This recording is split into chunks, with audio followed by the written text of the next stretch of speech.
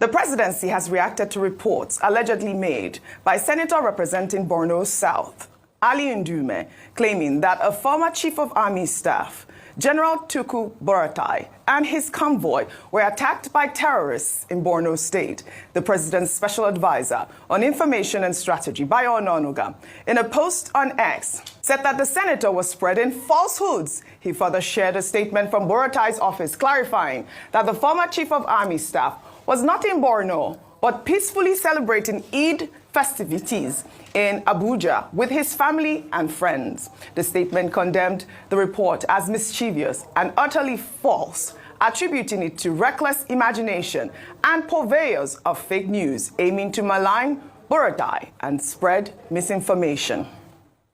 Meanwhile, Senator Ali Ndume, during a televised interview on Monday, clarified that he never claimed that the former Chief of Army Staff narrowly escaped a Boko Haram attack. Instead, he stated that Brutai town in Bu local government area of Borno State was attacked by insurgents.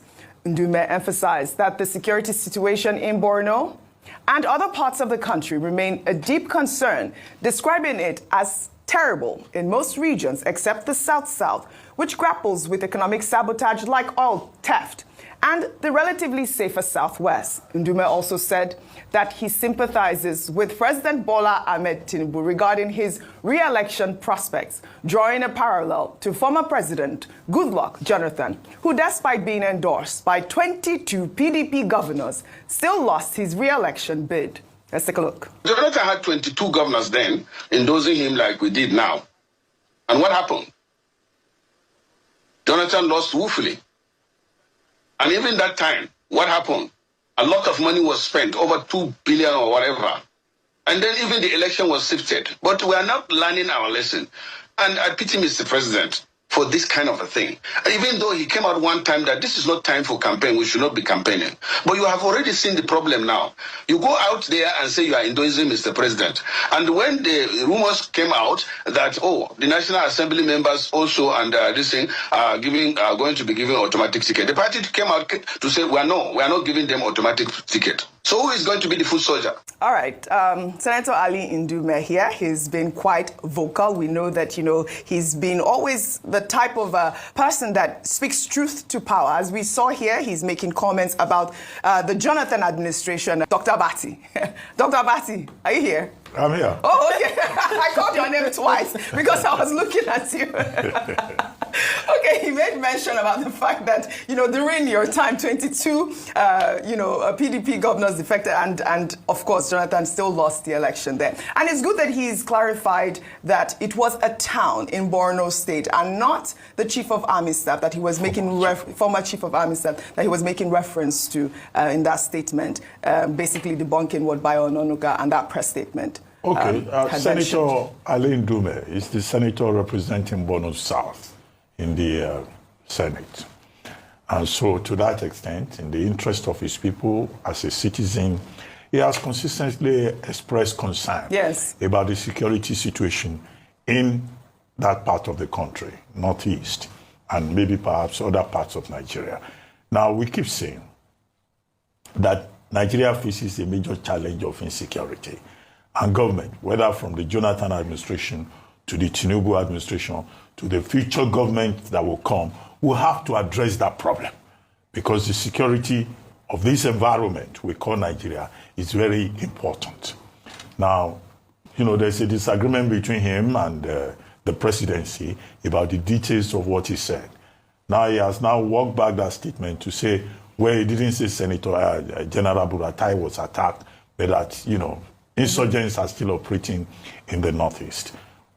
Our concern is that whether it's the Northeast or the Middle Belt or the South-South or the Northwest, Nigerians deserve to be able to sleep at home with their two eyes closed and wake up the following morning and enjoy the privileges of the right to life and right to the dignity of the human person. As I said earlier, the Tinubu administration should see these criticisms as, wake-up calls that the battle is not yet over until it is over, and there is a lot more that needs to be done. But the caveat is that the Tinubu administration did not create the problem. The problem is over, 2 decades old. But every administration that comes in has to deal with it. You said Senator Ali Ndume has a capacity for speaking truth to power. No, I don't agree with that assessment. That's your opinion. He says a lot of things that do not make sense. Yeah. I used to be his sparring partner on Al Jazeera in those days when I was presidential spokesperson. So I know him directly. It's not as if I'm just talking. So it's not everything that he says that is in order. So he's been known to speak truth to power. Well, I don't think so. And I know him better than most people who have not even met him in person. And that takes me immediately to some of the statements he made about the Jonathan administration.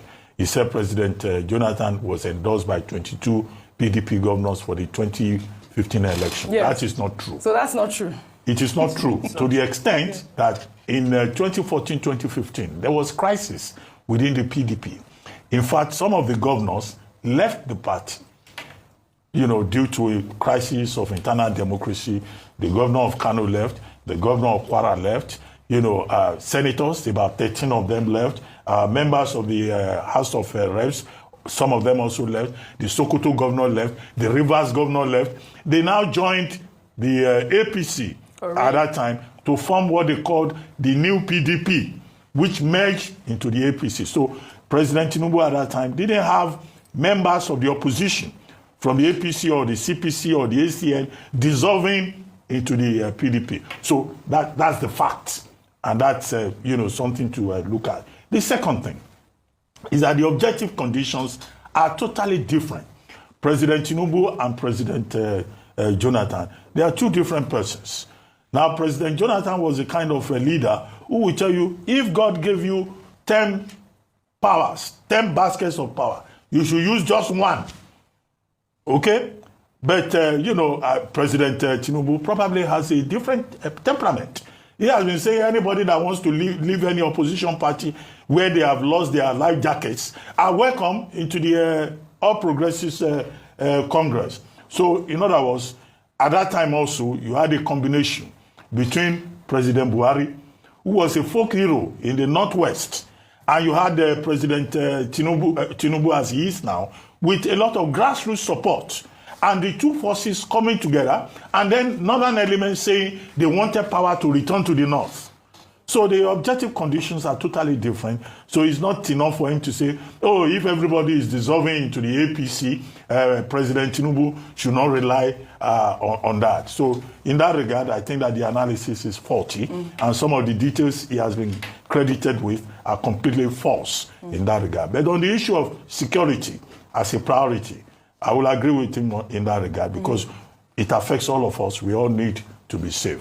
So, but the only thing to say is whether defection or people dissolving into the ruling party, I think our emphasis should be on the Nigerian people.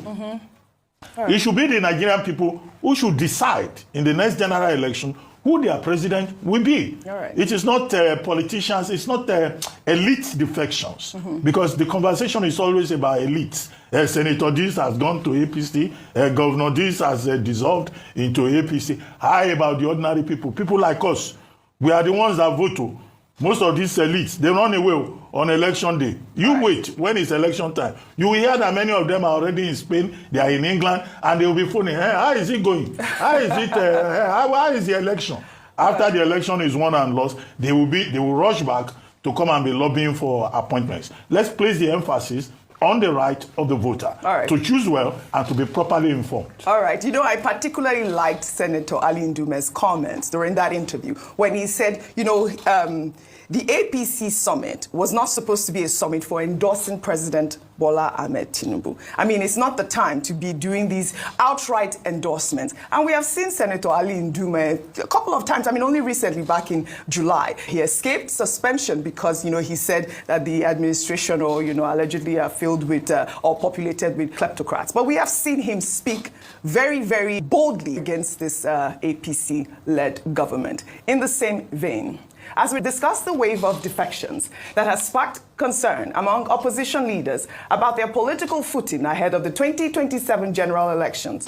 A former spokesperson for Atiku Abubakar, Segun Sowunmi, has expressed a willingness to work with President Bola Ahmed Tinubu if appointed to a position. Sowunmi's comments come after he visited President Bola Ahmed Tinubu to celebrate the Eid al-Kabir festival, despite his previous strong criticism of the Tinubu administration, which included labeling the government as rudderless and accusing it of ethnic concentration and lopsidedness. Sowunmi expressed his admiration for Tinubu and his willingness to work with the president, stating that he will resign from the PDP if appointed to a position. Sowunmi made the comment on live television, but was quickly reminded how he condemned the Tinubu administration, including the appointment of Daniel Buala. Let's take a look. Because I dislike. This is you, Mr. Yes, I'm telling you, I criticized Daniel Buala when he moved on to the other side. I didn't. You did. No, listen. You called him a tongue. You called him several names. I never did. Right on this program, you did. No. I dare say you did. Okay. If I knew you were going to deny it, I would have brought it. Listen, what I said. You criticized him. No. But I think you should apologize to him. No. But if you criticize Buala for working for Tinubu, and this is you talking so eloquently about Bola Tinubu, listen, you heavily I own my mouth, I own my words, I own my arguments. Does it look to you like betrayal of who? Of Atiku Abubakar? Is you now taking sides? Is he running for president now?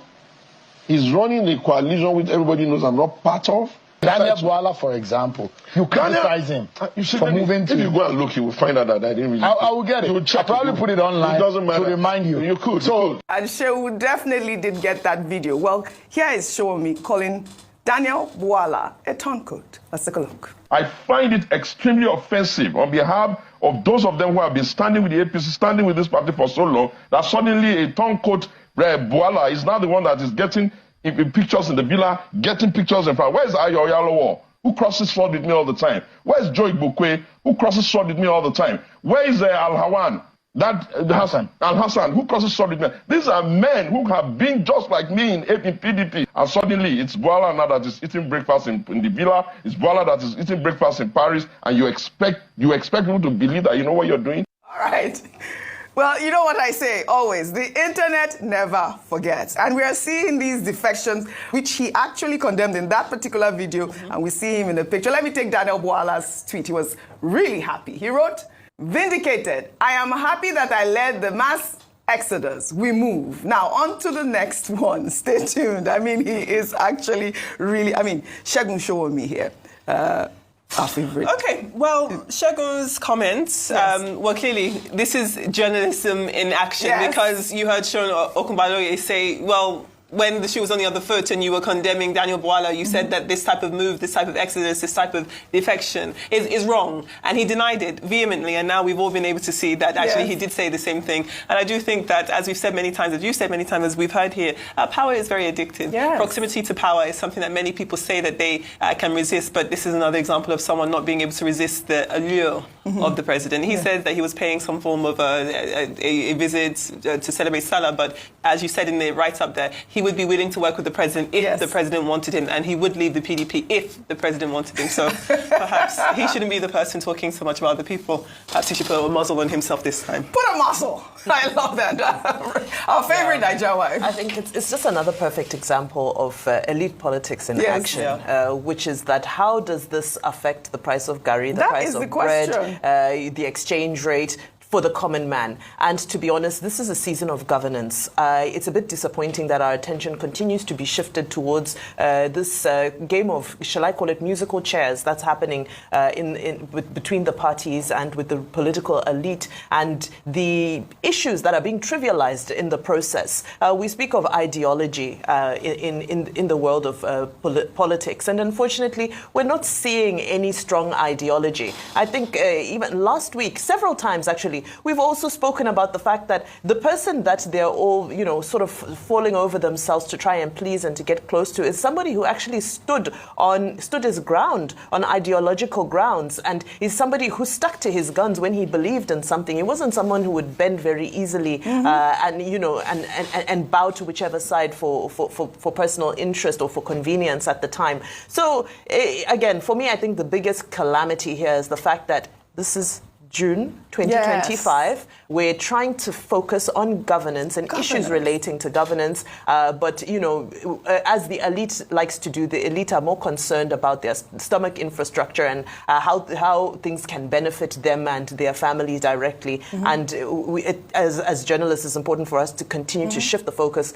back to governance. I'd love to know what his thoughts are on the current economic situation in the country. And that's why I said I particularly loved, you know, Ali Ndume's comments about the APC summit, which was supposed to focus on what they have achieved, policies. This sort of conversation is what Nigerian people need to hear, what the administration has been doing so far, instead of these sort of endorsements and conversation about race to 2027.